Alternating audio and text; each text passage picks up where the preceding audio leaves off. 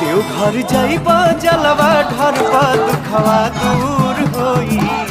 कृपा जरूर होई हो तोहरो भक्ति भोले बाबा के मंजूर होई कृपा जरूर होई हो